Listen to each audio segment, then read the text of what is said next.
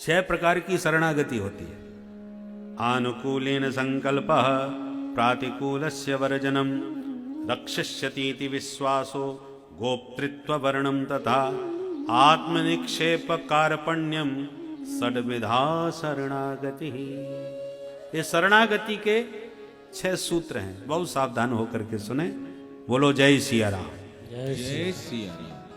सबसे प्रथम शरणागति का सूत्र है आनुकूल्येन संकल्पः। भगवान के सन्मुख संकल्प लें कि हे प्रभु, हम सदा आपके अनुकूल बन के रहेंगे। अनुकूल बनने का संकल्प लें। और किसी के अनुकूल यदि बनना हो तो क्या करना चाहिए? बोले वो जो चाहे सो करो। आप गुरुजी के अनुकूल कब बनेंगे? जब गुरुजी की इच्छानुसार चलेंगे। गुरुजी कह रहे हैं बेटा हमको डायबिटीज हो गई, हम मिठाई छोड़ चुके हैं।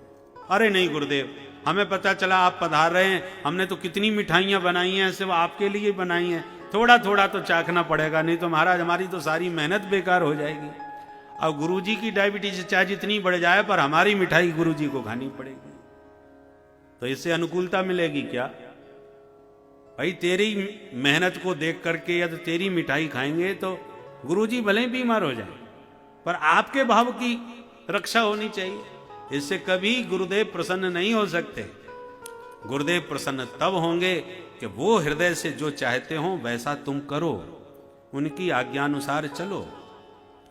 मम अनुशासन माने जोई, भगवान कह रहे हैं अवधवासियों से, जो मेरे अनुशासन को मानता है अतिशय प्रिय, मुझे वो अत्यंत प्यारा लगता है। तो आनुकूल्येन संकल्पः, शास्त्रों में भगवान ने जो आदेश दिया है उस आज्ञा में चलोगे तो भगवान के अनुकूल बनोगे। मातृदेवो भव, पितृदेवो भव, आचार्य देवो भव, अतिथि देवो भव, ये भगवान के वचन हैं। उन वचनों का पालन करो तो निश्चित भगवान के आप अनुकूल हो जाएंगे। हम गुरुदेव के चाहे जितने चरण धोएं, चाहे जितनी आरती करें, चाहे जितनी बढ़िया जय जयकार करें, परंतु उनकी इच्छानुसार नहीं चलेंगे तो गुरुदेव कभी प्रसन्न नहीं हो सकते। हम भगवान को मानते हैं पर भगवान की नहीं मानते। हम गुरुदेव को मानते हैं पर गुरुदेव की नहीं मानते। तो कि ये क्या मानना हुआ? मानना ये नहीं है कि हम उनकी पूजा करते हैं, सुबह शाम आरती उतारते हैं। मानना तो वह है कि वो जो आज्ञा करें उसमें आप चलें, उनकी इच्छानुसार चलें। पतिव्रता पत्नी सुबह शाम पतिदेव की चाहे जितनी पूजा अर्चना करे, पैर धो धो के चरणामृत ले, पर पतिदेव की एक ना माने तो क्या ये मानना हुआ? पत्नी कह रही है मैं आपकी सब मानूंगी, बस आपकी बात नहीं मानूंगी। तो क्या मानना होगा? क्या पति प्रसन्न हो सकते हैं? कभी नहीं। अरे बात मानो तो सब बात बन गई, और पत्नी कहे कि मैं आपकी सारी सेवा करूंगी पर आपकी बात नहीं मानूंगी, तो पतिदेव कभी अनुकूल नहीं हो सकते। इसलिए आनुकूलेन संकल्पः, भगवान के अनुकूल बनो। कैसे? शास्त्र की आज्ञा में चलकर। दूसरा सूत्र है प्रातिकूलस्य वर्जनम। जो भगवान को प्रतिकूल है, माने अनुकूल नहीं है, वो तुम्हें भी हमें भी अनुकूल नहीं होना चाहिए। भगवान कहते मोह कपट छल छिद्र न भावा। भगवान ने अपनी रुचि दोनों बता दी। निर्मल मन जन सो मोहे पावा, निर्मल मन जन सो मोहे पावा। निर्मल मन जन सो मोहि पावा। निर्मल मन जन सो मोहि पावा। मोहि कपट छल छिद्र न भावा। मोहि कपट छल छिद्र न भावा। मोहि कपट छल छिद्र न भावा। मोहि कपट छल छिद्र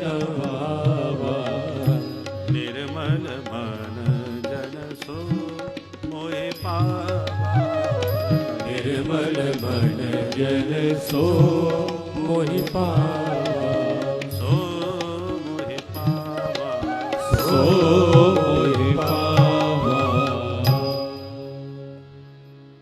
मुझे वही पा सकता है जिसका मन निर्मल हो। अब प्रश्न उठता है, मन में मैल क्या है? भगवान कहते हैं मैल हम बता रहे हैं, मोहि कपट छल छिद्र न भावा। ये तुम्हारे मन में जो छल कपट भरा हुआ है, यही तुम्हारे मन का मैल है, इसे निकाल दो तो मुझे पालोगे। तो भगवान ने रुचि बता दी कि मुझे तुम्हारा धन नहीं चाहिए, मुझे तुम्हारा निर्मल मन चाहिए। एक भक्त भगवान से बोला, मैं आपको वो वस्तु देना चाहता हूं जो आपके पास न हो, क्योंकि जो आपके पास है वही हमने भी दे दी तो क्या फायदा हुआ देने का। किसी वस्तु को पाने में कब आनंद आता है? जिसकी आवश्यकता हो। अनावश्यक वस्तु कीमती भी हो, पर मिलने पर उतनी प्रसन्नता नहीं होगी, क्योंकि हमें उसकी आवश्यकता नहीं थी। तो प्रभु मैं वह विचार कर रहा हूं कि आपको क्या दिया जाए। भगवान हंसने लगे कि तुम हमें क्या दोगे भाई, हमारे पास तो सब कुछ है। भक्त बोला, हाँ वही विचार मैं कर रहा हूं कि रत्नाकरस्तव गृहम। सबसे ज्यादा संसार में मूल्यवान रत्न होते हैं, और रत्नाकर नाम है समुद्र। आप समुद्र में शेष साई बने विराजमान हैं, और सारे रत्न ये समुद्र से प्रकट होते हैं, तो वो तो आपके घर की चीज है। तो आपके घर की चीज आपको भेंट करी तो क्या फायदा। रत्नाकरस्तव गृहम गृहिणी च पद्मा। और आपकी धर्मपत्नी कौन है? पद्मा, पद्मजा, लक्ष्मी। संसार में या तो रत्न कीमती हैं या नोट। लक्ष्मी देवी, तो लक्ष्मी जी आपकी स्वयं श्रीमती बन के 24 घंटे चरण दबा रही हैं, तो आपको क्या लक्ष्मी दिखाऊं मैं। रत्नाकरस्तव गृहम गृहिणी च पद्मा किम देयमस्ति भवतो जगतीश्वराय। आप स्वयं जगत के ईश्वर हैं, आपको मैं क्या प्रदान कर सकता हूं प्रभु। परंतु बहुत विचार करने पर हमने एक निष्कर्ष निकाला है कि आपके पास एक चीज नहीं है। क्या चीज नहीं है? बोले आपके पास मन नहीं है। भगवान बोले ये तुम्हें कैसे पता चला?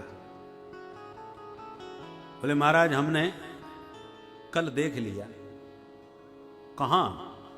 बोले जब आपका विवाह हो रहा था वहां पुष्प वाटिका में ही, जब किशोरी जी पधारी, वो आपने प्रथम दर्शन उनके किए तो करत बतक ही अनुज सन मनसीय रूप लोभान। किशोरी जी ने अपनी चितवन से, अपने मुख कंज की शोभा से आपके चित्त को, आपके मन को चुरा लिया। तो मैं विचार कर रहा हूं मन कोई 10-20 तो होते नहीं, एक ही होता है। और उस एक मन की आपकी हो गई चोरी, जो गया किशोरी जी के पास। तो आप तो बिना मन के हो गए। और ये केवल कल्पना नहीं है, आपने स्वयं इसे स्वीकार भी किया है अपने मुंह से। कहां? बोले जब संदेशा भेजा था हनुमान जी के माध्यम से लंका में, अशोक वाटिका में, उस समय आपने संदेश में किशोरी जी से कहा था, तत्व प्रेम कर मम और तोरा। तत्व प्रेम कर मम और तोरा। जानत प्रिया एक मन मोरा। जानत प्रिया एक मन मोरा। सो मन सदा रहत तो ही पाही। सो मन सदा रहत तो ही पाई। सो मन सदा रहत तो ही पाही। सो मन सदा रहत तो ही पाई। जान प्रीत रस इतने हो माही। जान प्रीत रस इतने माही। सो मन सदा रहत, सदा रहत, सदा रहत तो ही पाई। तो प्रभु स्वयं स्वीकार स्वीकार कर रहे हैं कि देवी, जो मेरा तुम्हारा जो तात्विक प्रेम है वो केवल मेरा मन जानता है, और वो मन मेरा सदा तुम्हारे पास रहता है। तो सरकार, जब सदा उनके पास आपका मन रहता है तो आप तो बिना मन के रहते होंगे, तो बिना मन के आपका कैसे काम चलता होगा घर में? इसलिए सीता गृहीत मनसा मनसोस्ति दैन्यम दत्तम मनो रघुपते कृपया गृहाण। हे रघुपति, हे रघुनंदन रामभद्र, दूल्हा सरकार, आपके मन को हमारी किशोरी जी ने अपहृत कर लिया है, चुरा लिया है। आप बिना मन के परेशान हो रहे होंगे, इसलिए मैं अपना मन आपको समर्पित करता हूं, क्योंकि मैं अपने मन से बड़ा दुखी हूं। ये मुझे बहुत परेशान करता है, मुझे इसकी जरूरत ही नहीं है। मेरा मन आप अपने चरणों में स्वीकार कर लें, अपने पास रख लें, मेरा काम बन जाएगा, आपका भी काम चल जाएगा। बोलो जय सिया राम। जय सिया राम। तो एक जीव भगवान को क्या दे सकता है मन के अलावा? इसलिए भगवान कहते हैं निर्मल मन जन सो मोहि पावा। मुझे मन तो चाहिए पर निर्मल होना चाहिए, गंदा नहीं। और गंदगी मन में क्या है? बोले मोहि कपट छल छिद्र न भावा। कि तुमने जो छल कपट अपने मन में भर रखे हैं, इन सबको बाहर निकाल दो तो आपका मन निर्मल हो जाएगा, शुद्ध हो जाएगा। तो जो भगवान को प्रिय है वो आपको प्रिय लगना चाहिए, और जो भगवान को प्रतिकूल है वो आपको भी अच्छा नहीं लगना चाहिए। भगवान को यदि छल कपट अच्छा नहीं लगता तो हमारे जीवन में भी छल कपट नहीं होना चाहिए। ये हमें व्रत लेना चाहिए, हम किसी से छल कपट नहीं करेंगे, क्योंकि हमारे प्रभु को पसंद नहीं। प्रातिकूलस्य वर्जनम, भगवान को जो प्रसाद अच्छा लगता है वो हम भी पाएंगे, ठाकुर जी की प्रसादी। जो भगवान को अच्छा नहीं लगता वो हम भी नहीं पाएंगे।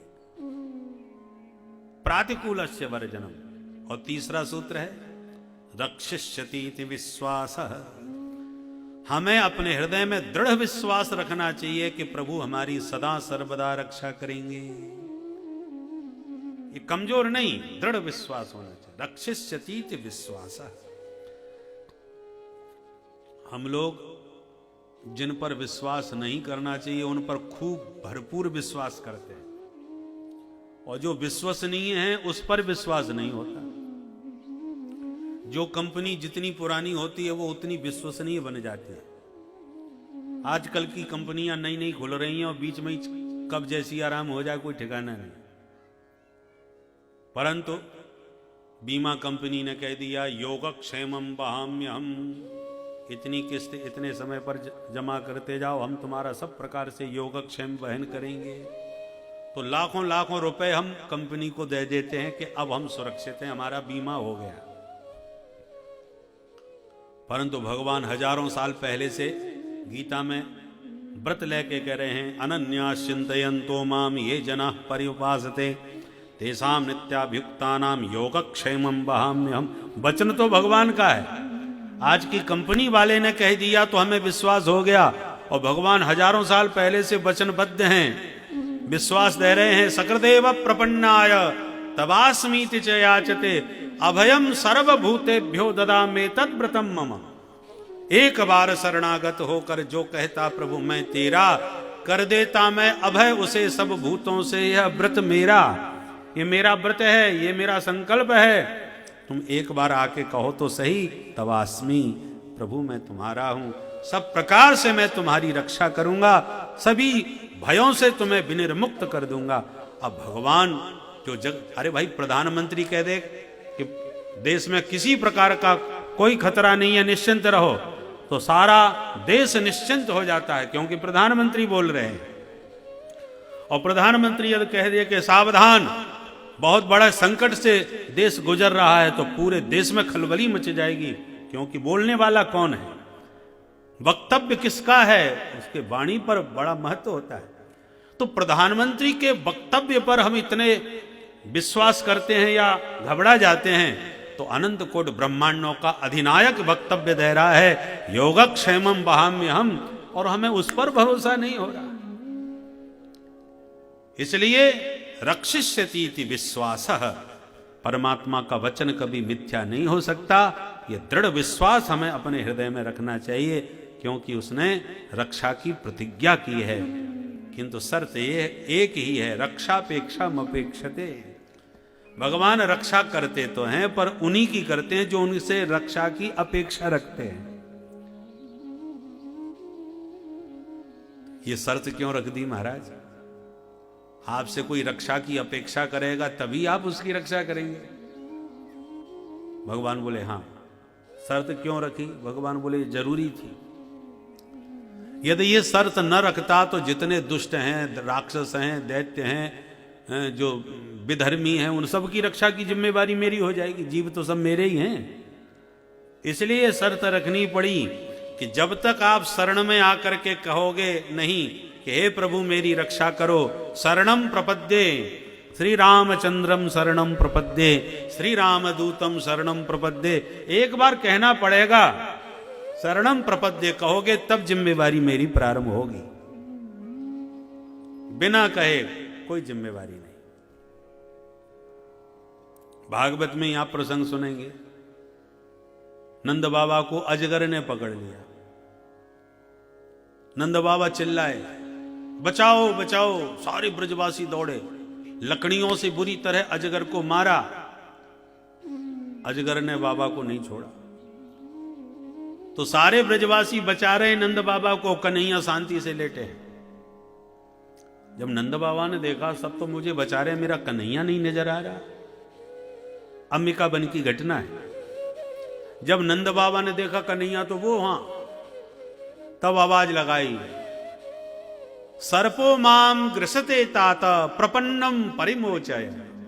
अरे कन्हैया बेटा, मुकु सर्प ने पकड़ लियो, लाला मेरी रक्षा कर।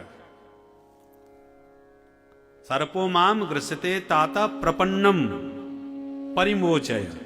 जब प्रपन्न होकर के कहा कि मैं तेरी शरण में हूं, लाला मेरी रक्षा कर, तब दौड़ करके आए और अजगर के मुंह से बाबा को बचाए। तो बिना कहे जो अपने बाप को भी ना बचाए तो और किसी को क्या बचाएगा? इसलिए भाई शरणम प्रपद्ये तो बोलना पड़ेगा, ये इनकी शर्त है। एक बार तो ईमानदारी से आपको शरण में आना पड़ेगा, तभी ये रक्षा के लिए आगे बढ़ते हैं। इसलिए बार बार हमें प्रतिदिन प्रभु से प्रार्थना करना चाहिए, शरणम प्रपद्ये, हे प्रभु हम आपकी शरण में हैं। तब रक्षिष्यति विश्वास, भगवान हमारी सब प्रकार से रक्षा करेंगे, ये दृढ़ विश्वास रखना चाहिए। दुकान में, नाई की दुकान में जाके हम कुर्सी पर बैठ जाते हैं, भैया फटाफट दाढ़ी बना दो। अब ब्लेड लगा उस तरह तुम्हारी गर्दन पर घुमा रहा है, आपको कितना विश्वास है कि हमारी दाढ़ी बना रहा है? कब गला काट दे कोई ठिकाना है? ट्रेन में रिजर्वेशन करके हम आराम से बर्थ पर लेट जाते हैं, सवेरे पहुंच जाएंगे दिल्ली, कोई गारंटी है पहुंचोगे?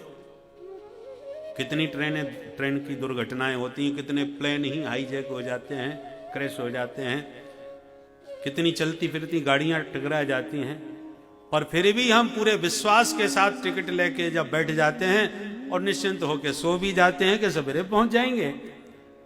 संसार विश्वास के योग्य नहीं है, फिर भी विश्वास करके चल रहे हैं कि नहीं? लाखों लोग सफर कर रहे हैं, विश्वास के बल पर ही चल रहे हैं, नहीं तो ये दुनिया ठप हो जाएगी।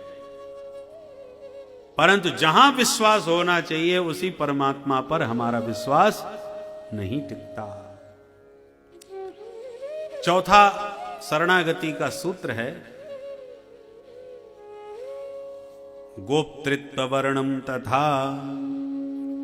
भगवान हमारे रक्षक हैं, रक्षक रूप में भगवान का वर्ण कर लेना।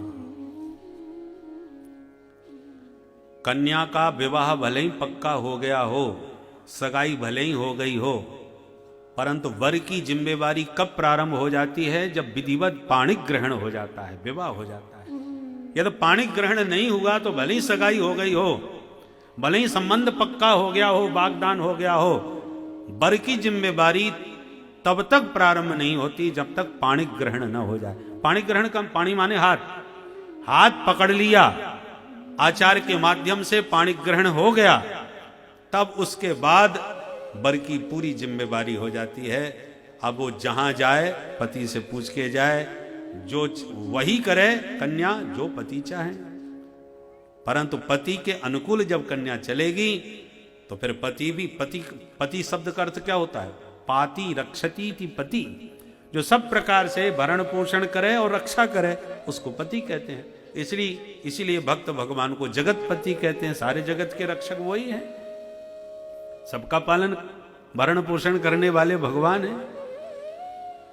इसलिए गोप्तृत्व वर्णम, भगवान को रक्षक के रूप में वर्ण करो। जब हम लोग दीक्षा लेते हैं ना, शरणागति क्या होता है? सदगुरु के माध्यम से भगवान के नाम का मंत्र दिया जाता है। जैसे विवाह में होता है वैसे शरणागति में होता है, प्रपत्ति में होता है। प्रपत्ति ग्रहण कैसे की जाती है? गुरुदेव कहते हैं आज से आप अच्युत गोत्रीय हो गए, नाम भी बदल जाता है, गोत्र भी दिया जाता है। कन्या विवाह के बाद दूसरे गोत्र की हो जाती है और उसके चिन्ह दिए जाते हैं ताकि पता चले ये सुहागिन है, सदवा है कि विधवा। कोई चिन्ह नहीं है तो विधवा है, परंतु यदि सिंदूर लगा हुआ है, चूड़ियां बिछियां आदि मंगलसूत्र आदि धारण किए हुए, तो कोई भी देखते ही समझ जाएगा सुहागिन है, इसका पति है। उसी प्रकार से माथे पर ऊर्ध्व पुंड हो, तिलक, गले में तुलसी की पवित्र कंठी हो, हैं, तो देखते ही समझ में आ जाता है कि इसका कोई पति है। पति माने रक्षक, इसका कोई रक्षक है। और सम्राट की पत्नी यदि बन जाए तो फिर तो संसार में जहां भी जाए किसी की हिम्मत नहीं है उससे आंख मिला करके बात करे, क्योंकि अब महारानी बन चुकी है। उसी प्रकार पाताल भूतल व्योमश्चारण छद्मचारण न द्रष्टुमपि सक्तास्ते रक्षितम राम नाम भी। राम मंत्र लेकर के ऊर्ध्व पुंड लगा के तुलसी की कंठी धारण करके और सुंदर भजन की माला झोली हाथ में हो, पर ब्रह्मांड में कहीं विचरण करे, किसी दुष्ट शक्ति की सामर्थ्य नहीं जो उस वैष्णव पर आंख उठा करके देख सके। न दृष्टुम अपि सक्तास्ते, क्योंकि रक्षितम राम नाम भी, राम नाम से अभिरक्षित है, इसलिए उसका कोई अनिष्ट करने के लिए उस पर दृष्टि नहीं डाल सकता। तो जितना बड़ा मालिक होता है उसके उतने ही बड़े ठाट होते हैं भाई। कन्या का विवाह तो हो गया, पर किसके साथ हुआ है? महत्वपूर्ण तो वर होता है। वर माने श्रेष्ठ। तो जिसका पति जितना श्रेष्ठ होता है, अरे भले ही वो देहात की हो, अनपढ़ हो, कैसी भी हो, परंतु किसी बड़े अधिकारी ने उसे पसंद कर लिया, किसी गुण पर रीझ करके गुजरी को राजा ने पसंद कर लिया, तो महाराज वो महारानी बन करके, गुजरी महल बन के उसका तैयार हो गया, महारानी बन गई। अब वो कल तक भले ही जंगल में डोलती हो, पर अब थोड़ी उसकी तरफ कोई निगाह उठा सकता है। उसी प्रकार समर्थ भगवान की शरणागति ग्रहण करते ही जीव धन्य हो जाता है, पर दुष्ट शक्ति उस पर दृष्टि डालने में समर्थ नहीं हो सकती। इसलिए गोप्तृत्व वर्णम तथा शरणा प्रपत्ति, जब हम लोग दीक्षा लेते हैं सदगुरु के माध्यम से, तो ये हमने भगवान को रक्षक के रूप में वर्ण कर लिया। भगवान से हमारा पाणी ग्रहण हो गया, अब हम भगवान के हो गए। जीव है भोग्य और भगवान है उसके भोक्ता। अहम अन्नः त्वम अन्नादः। प्रत्येक जीव भगवान का भोग्य है और भगवान प्रत्येक जीव के भोक्ता हैं।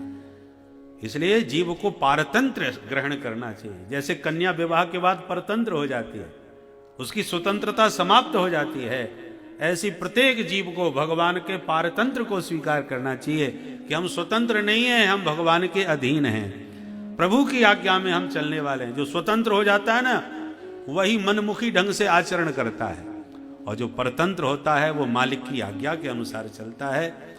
संतों के परतंत्र रहो, सदगुरु के परतंत्र हो, परमात्मा की आज्ञा के परतंत्र रहोगे तो कभी जीवन में कोई पाप नहीं बनेगा। कभी कोई मनमुखी आचरण से बच जाओगे तो बहुत से पापों से छुटकारा मिल जाएगा।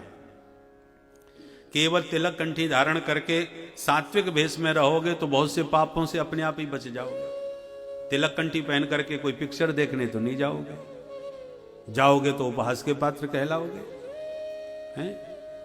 बहुत से ऐसे अनाचरण हैं जो केवल आपके सात्विक ये जो भेष है, ये भेष आपको बहुत से पापों से बचा लेता है। बेईमानी करोगे, झूठ बोलोगे, कुछ भी काम करोगे तो आपको करने से पहले सोचना पड़ेगा, हमने तिलक कंठी वैष्णव रूप धारण कर रखा है, कहीं ये वेश बदनाम न हो जाए। इसलिए इन सब का बड़ा महत्व होता है। गोप्तृत्व वर्णम तथा, भगवान का वर्ण करना। और चौथी, पांचवी शरणागति है आत्मनिक्षेप। दंडवत का मतलब क्या है? डंडे की तरह भगवान के चरणों में डाल देना। जब शरणागति ग्रहण करते हैं हम लोग, दीक्षा लेने जाते हैं ना, तो पहले हाथ में लकड़ी लेकर के जाते हैं, समित पाणी ही, हाथ में लकड़ी लेकर के सदगुरु के चरणों में रखते हैं और फिर दंडवत करते हैं साष्टांग। इसका मतलब क्या है कि हे सदगुरुदेव, हम तो इस लकड़ी की तरह अपना जीवन आपके चरणों में समर्पित कर रहे हैं। लकड़ी जिसके हाथ में होती है उसकी होती है, वो जो चाहे उसका प्रयोग करे। उस लकड़ी को छील करके बढ़िया कुर्सी भी बना सकता है, मेज बना सकता है, या किसी पर प्रहार भी कर सकता है, या उसे जला भी सकता है, जो चाहे उसका उपयोग करे। तो शिष्य को सदगुरु की शरण में दंडवत करते हुए लकड़ी की तरह अपने आप को समर्पित कर देना चाहिए कि अब सौंप दिया इस जीवन का सब भार तुम्हारे हाथों में। अब उत्थान और पतन अब मेरा है, सरकार तुम्हारे हाथों में। चाहे मुझे ऊपर पहुंचाओ या नीचे गिराओ, चाहे चूल्हे में जलाओ, चाहे मेरा कुछ निर्माण करके व्यवस्थित बनाओ, सब कुछ तुम्हारे ऊपर निर्भर है। मैं तो इस काष्ठ की तरह दंडवत, डंडे की तरह आपके चरणों में समर्पित हूं। ये शरणागति, ये प्रपत्ति है। तिनका बहती हुई सरिता में डाल दिया तो प्रवाहित होकर के जा रहा है पानी में। अब नदी चाहे उसे डुबा दे, नदी चाहे उसे किनारे लगा दे, और नदी चाहे तो अपने साथ लेकर के सागर तक पहुंचा दे। तिनके का अपना कोई उद्यम नहीं है, वो तो धारा में अपने आप को समर्पित कर चुका है। उसी प्रकार शरणागति का मतलब है जीव भगवान की इच्छा में अपनी इच्छा को मिला करके सर्वथा भगवान के चरणों में अपने को आत्मनिक्षेप, अपने आप को भगवान के चरणों में फेंक दे, डाल दे। ये पांचवी शरणागति। और छठवीं है कार्पण्यम। कार्पण्य माने दीनता, नित्यानुसंधान, तृणादपि सुनीचेन, अपने आप को छोटे से छोटा मान के चले। जितना छोटे बनोगे उतना ही भगवान के प्यारे बनोगे, उतना ही भगवान आपका ध्यान रखेंगे। मां के सभी बच्चे बराबर होते हैं। यदि 5 बच्चे हैं तो जो सबसे छोटा होगा 2 महीने का, मां का पूरा समय और पूरा ध्यान उसी पर केंद्रित होता है।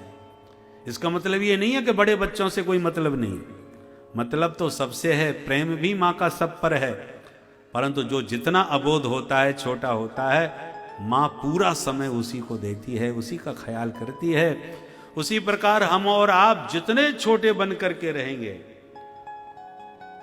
उतना ही ठाकुर जी हमारा पूरा ध्यान रखेंगे। किसी ने कहा कितने छोटे बन जाएं? बोले राई के 20 हिस्सा, तापुन पाछे 20, ताते नन्ने वह रहो, तब मिले हैं जगदीश। राई माने, राई का दाना कितना छोटा सा होता है। अब उसके 20 टुकड़े करो तो राई के दाने के यदि 20 टुकड़े हो जाएं तो कितना छोटा बचेगा?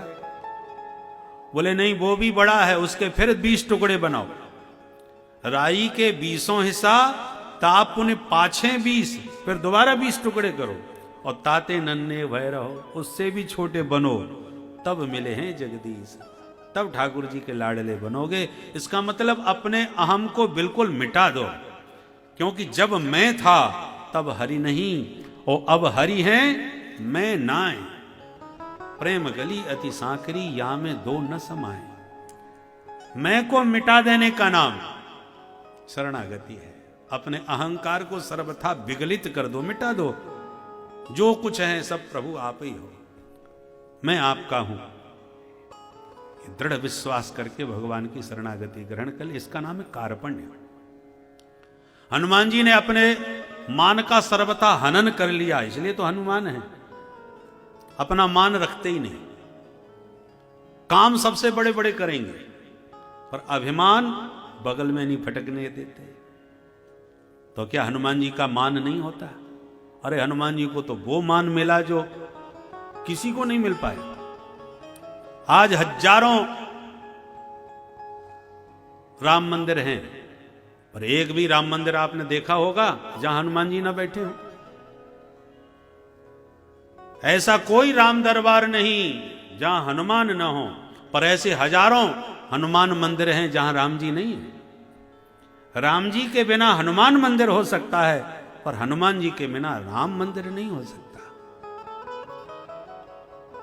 हनुमान जी के मंदिर में राम जी नजर नहीं आए, ऐसा है? आपने देखा होगा। क्यों नहीं है भाई? बोले इसलिए क्योंकि हनुमान जी के मंदिर में राम जी को अलग से बैठाने की आवश्यकता ही नहीं। राम जी सदा उनके हृदय भवन में विराजते ही रहते हैं। जासु हृदय आगार बसहि राम सर चाप धर। जब हृदय में ही राम जी बैठे हैं तो अलग से बैठाने की आवश्यकता नहीं है। गोस्वामी जी इसलिए हनुमान चालीसा में हनुमान जी को अपने हृदय में बुला रहे कि आप आओगे तो राम दरबार अपने आप आ जाए। पवन तनय संकट हरन मंगल मूर्ति रूप, राम लखन सीता सहित हृदय बसो सुरभूप। सीताराम जी लखनलाल जी तीनों अपने आप हनुमान जी के हृदय में बैठ करके हमारे हृदय में आ जाते हैं। तो ऐसे हनुमान जी हैं, परंतु कब बने? जब उन्होंने मान कभी नहीं चाहा। सकल गुण निधान हैं। कितने गुण हैं? कुल पहलवानों में नंबर 1, अतुलित बल धामम। कितना बल है कोई तोलने की कसौटी नहीं है। तो जो व्यक्ति पहलवान होता है वो बुद्धिमान आपको नहीं मिलेगा।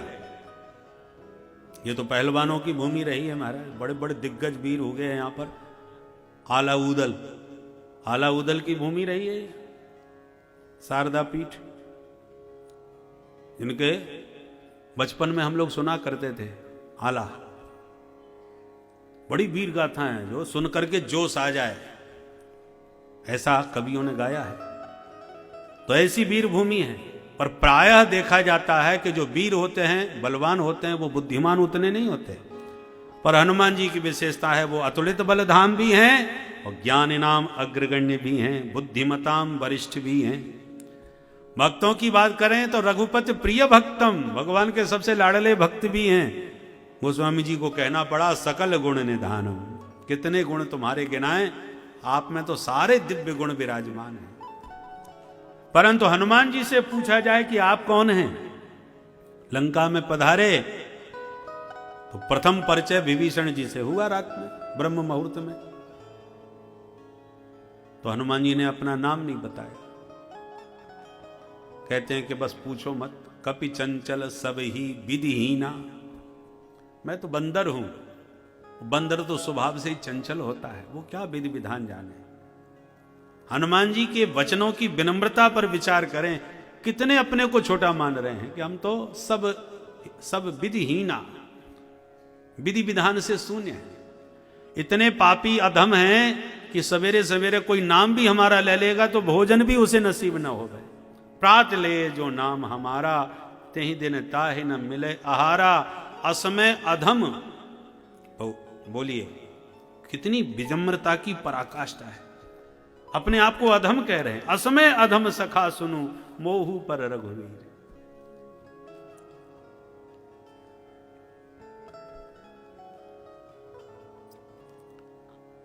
सर्वगुण संपन्न होते हुए भी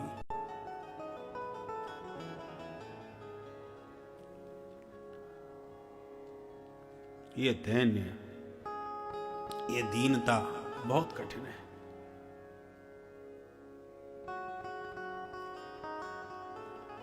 भगवत कृपा के बिना, संत कृपा के बिना यह गुण साधन से नहीं होई। अपने प्रयास से